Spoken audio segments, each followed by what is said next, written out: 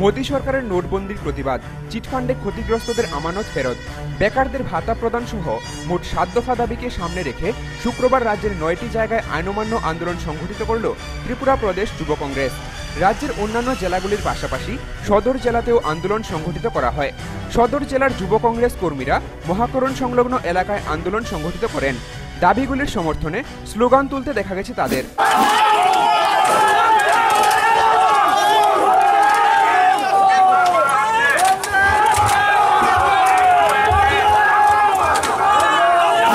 রাজ্য যুব কংগ্রেসের সভাপতি সুশান্ত চক্রবর্তী এদিনের কর্মসূচি সম্বন্ধে বলতে গিয়ে মুখ্যমন্ত্রী মানিক সরকারের বিরুদ্ধে তোপ দাগেন। শব্দচয়নের দিকটা বেমানান হলেও দাবির সমর্থনে গলার শিরা উপশিরা ফুলিয়ে কথা বলেছেন তিনি। কেন্দ্র এবং রাজ্য সরকার মিলে যদি প্রতারিত মানুষের রক্ত ফেরত না দেওয়া হয়, আমরা এই রাজ্যে আজকে তো আইন অমান্য করেছি, আমরা এই রাজ্য বন্ধ করব, আমরা এই রাজ্যের বুকে সিপিএমের পার্টি অফিসগুলো জ্বালিয়ে দেব।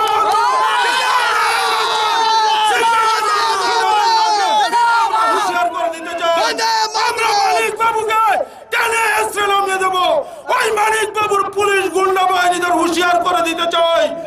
এদিনের আন্দোলনে প্রদেশ কংগ্রেস সভাপতি বীরজিৎ সিনহা উপস্থিত থাকলেও অংশ নিতে দেখা যায়নি দলের অন্য দুই বিধায়ককে। মহাকরণ এলাকায় পুলিশের ব্যারিকেড ভাঙার চেষ্টা করলে পুলিশ কংগ্রেস কর্মী সমর্থকদের বাধা দেয়।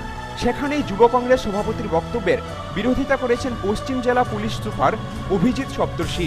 যুব কংগ্রেস সভাপতির বক্তব্য ছিল, পুলিশ কংগ্রেস কর্মীদের উপর আক্রমণ করেছে, অথচ জেলার এসপি জানিয়েছেন আন্দোলনকারীরাই পুলিশের উপর আক্রমণ চালিয়েছে।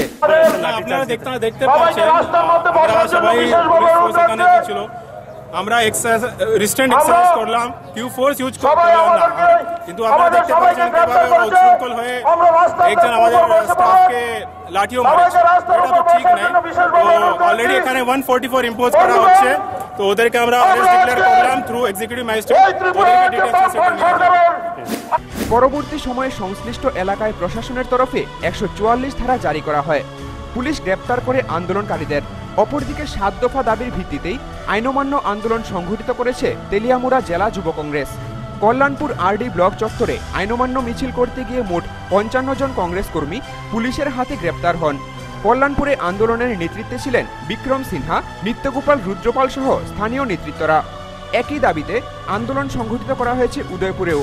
দুপুর 12টা নাগাদ একটি মিছিল উদয়পুর কংগ্রেস ভবন থেকে বেরিয়ে জেলা শাসকের কার্যালয়ের কাছাকাছি যেতেই পুলিশ বাধা দেয়। পরে পুলিশের ব্যারিকেড ভাঙার চেষ্টা করলে পুলিশ আন্দোলনকারীদের গ্রেপ্তার করেছে। কিছুক্ষণ পরে আন্দোলনকারীরা মুক্তি পায়।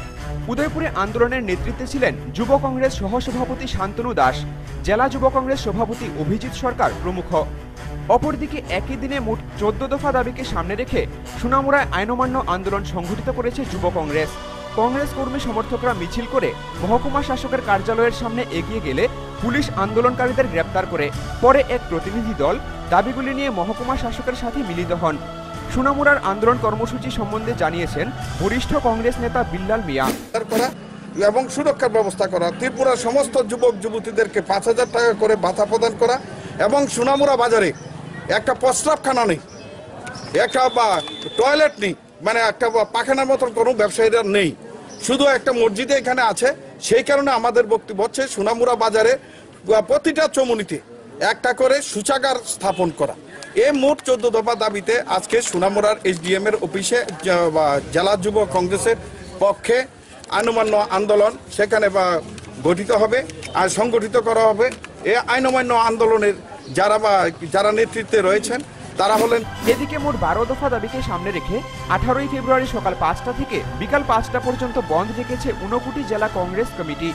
12 ঘন্টার মহকুমা বন্ধ পালনের জন্য মহকুমাবাসীর কাছে আবেদন জানিয়েছেন জেলা কংগ্রেস নেতৃত্বরা।